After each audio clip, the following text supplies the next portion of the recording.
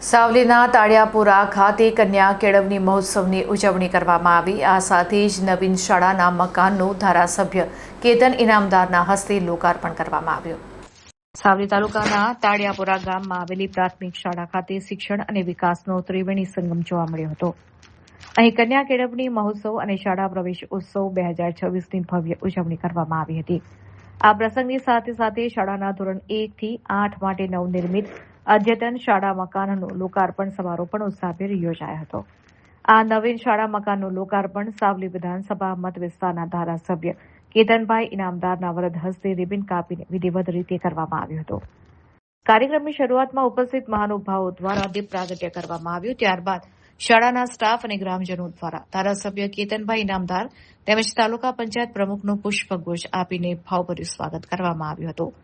આ અવસરે શાળાની નાની બાળકીઓએ સુંદર સાંસ્કૃતિક કાર્યક્રમો અને પ્રદર્શન રજૂ કરીને ઉપસ્થિત સૌ કોઈના મન મોહી લીધા હતા। પોતાના જ ગામની આ નવીન શાળામાં અભ્યાસ કરીને બાળકો પોતાનું ઉજ્જવળ ભવિષ્ય બનાવી શકશે, ત્યારે આ કાર્યક્રમમાં તાલુકા પંચાયતના પ્રમુખ, ગ્રામ પંચાયતના સદસ્યો, અગ્રણીઓ, મોટી સંખ્યામાં ગ્રામજનો, શાળાના વિદ્યાર્થીઓ અને શિક્ષકો ઉપસ્થિત રહ્યા હતા।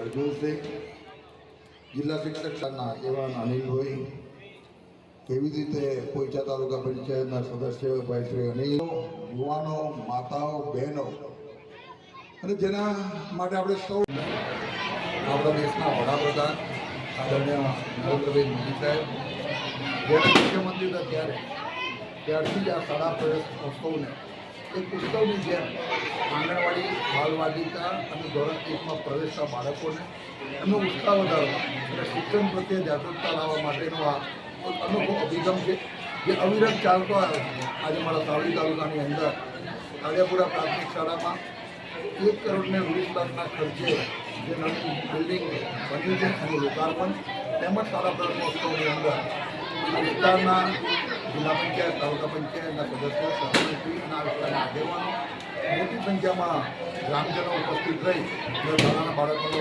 ઉત્સાહ કર્યો। શાળાના પ્રવેશોત્સવના દિવસથી બાળકોને જે એમના શિક્ષણ પ્રત્યે જે અત્યારે જાગૃતતા લાવવાનું કામ સરકાર કરી રહી છે એ અભિનંદનને પાત્ર અને શિક્ષકો પણ એમની ફરજ જે મહેનત કરી રહ્યા છે અને વધુમાં વધુ શિક્ષણ મજબૂત બને એવા અથક પ્રયત્નો અમે જોઈ રહ્યા છીએ। હજુ પણ વધુ શિક્ષણ કરે અપેક્ષા પણ રાખીએ છીએ અને આજના દિવસે તમામને શુભેચ્છાઓ।